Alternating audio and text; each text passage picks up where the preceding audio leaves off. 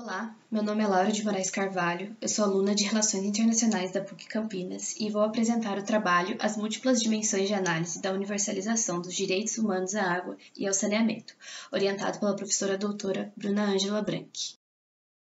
Os objetivos dessa pesquisa são de classificar os principais desafios à universalização dos direitos humanos à água e ao saneamento, bem como destacar suas relativas propostas de superação. Além disso, também será discutida a governança relacionada às formas de prestação desses serviços. Essa pesquisa é do tipo exploratório e descritiva e analisou cerca de 33 relatórios oficiais das Nações Unidas sobre os direitos humanos à água e saneamento do período de 2009 a 2022, a partir da análise de conteúdo de Lawrence Bardin.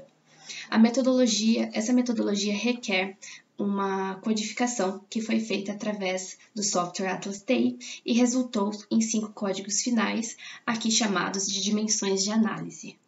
Bom, antes de eu entrar propriamente na discussão das dimensões, é importante eu destacar um panorama geral de como se encontra o acesso aos serviços de água e saneamento atualmente. Então, aqui eu trago dados da Unicef e da Organização Mundial da Saúde de 2022, no qual afirma que 1 a cada 4 pessoas não tem acesso a serviços de água potável em níveis globais, o que é cerca de pouco mais de 2 bilhões de pessoas. E quando se trata do saneamento de qualidade, essa situação é ainda mais grave, dado que 2 a cada 5 pessoas não têm acesso a serviços de saneamento de qualidade em todo o mundo, o que é cerca de 3 bilhões e meio de pessoas. A partir dessas informações, é possível refletir acerca dos principais obstáculos ao acesso aos serviços de água e saneamento, que é justamente o que eu vou tratar a partir de agora. Então, começando pela dimensão social, o principal desafio à universalização é referente à desigualdade de acesso, seja por questões socioeconômicas ou socioculturais. Então, alguns exemplos dessas desigualdades são a própria desigualdade de gênero, que é uma questão social, mas que também se estende à ótica da água e do saneamento, já que vai afetar desproporcionalmente meninas e mulheres, por exemplo, no próprio deslocamento para o uso desses serviços, na utilização desses serviços em locais públicos e também na própria capacidade de pagamento, já que isso é um reflexo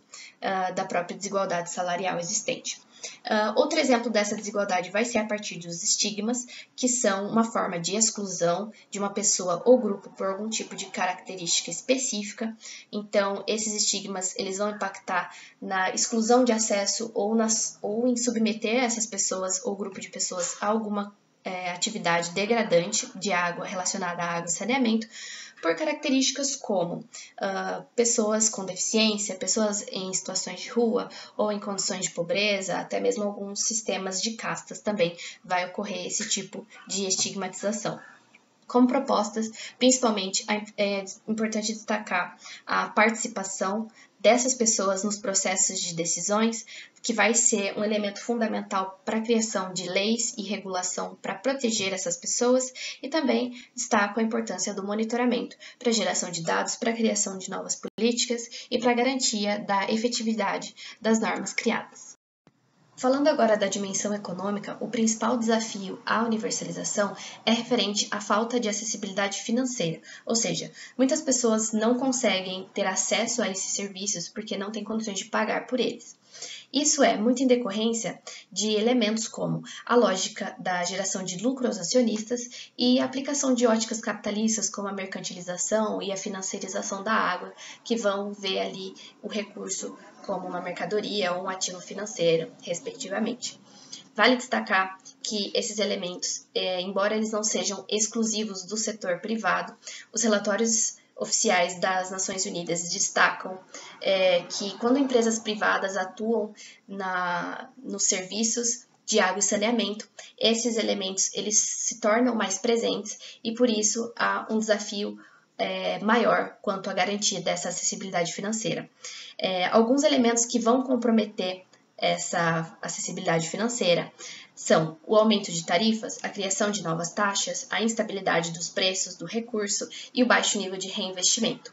Como propostas, é importante destacar principalmente a criação de subsídios, como tarifas cruzadas e progressivas, que vão tornar possível com que usuários possam pagar pelos serviços. Também, em casos de privatização, é importante que os contratos de concessão estejam pautados nesses direitos humanos à água e saneamento para evitar violações. E também a importância do dever estatal de proteger os direitos humanos à água e ao saneamento através, por exemplo, do monitoramento e da responsabilização de possíveis violações. Na dimensão ambiental, o principal desafio à universalização dos direitos humanos à água e ao saneamento é com a garantia da sustentabilidade da água, que vai estar comprometida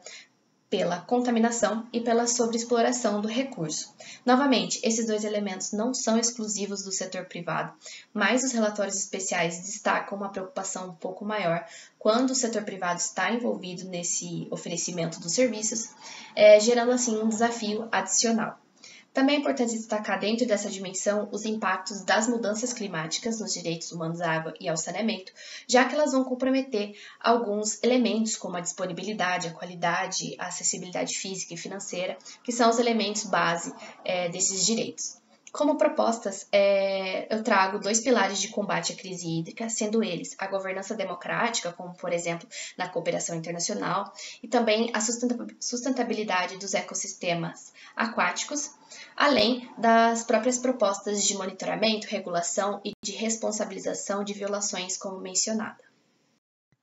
Quando se trata da dimensão internacional, aqui ela vai atuar mais como uma vantagem à universalização, já que é um espaço de diálogo para a promoção da universalização desses direitos, para promoção também da cooperação internacional, que vai gerar elementos importantes para a universalização, como, por exemplo, o próprio financiamento, e algumas propostas já existentes que eu trago como exemplo são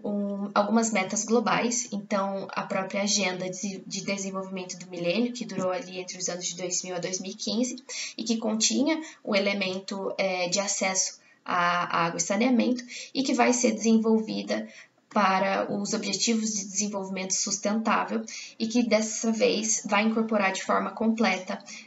os direitos humanos à água e ao saneamento no ODS 6. Além disso, outra forma de proposta é justamente a geração de financiamento para a universalização. A mesma ideia se aplica à dimensão técnica, que é uma dimensão que vai oferecer também algumas vantagens para a universalização, visto que vai oferecer ali os parâmetros e também algumas características do que significa uma boa prática de direitos humanos à água e saneamento e o que significa uma violação, muito pautada em 2 elementos primordiais para os direitos humanos à água e saneamento, que são o conteúdo normativo e os princípios gerais dos direitos humanos, que vão estabelecer diversas características a serem seguidas, dessa forma fazendo com que os atores incorporem esses preceitos. Assim, alguns elementos dentro dessa dimensão são, por exemplo, os marcos regulatórios, o monitoramento, a responsabilização e a participação, que são elementos que estão incluídos nesses princípios gerais e conteúdo normativo dos direitos humanos à água e saneamento.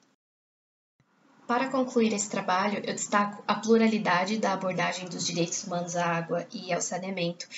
que é trazido nessa apresentação sob a ótica de 5 dimensões diferentes, que foram obtidas através da codificação de 33 relatórios oficiais das Nações Unidas. Também retomo os objetivos dessa pesquisa, então, como principais desafios à universalização dos direitos humanos à água e ao saneamento, eu destaco as desigualdades sociais de acesso, também a falta de acessibilidade financeira aos serviços e a dificuldade em manter a garantia da sustentabilidade do recurso hídrico.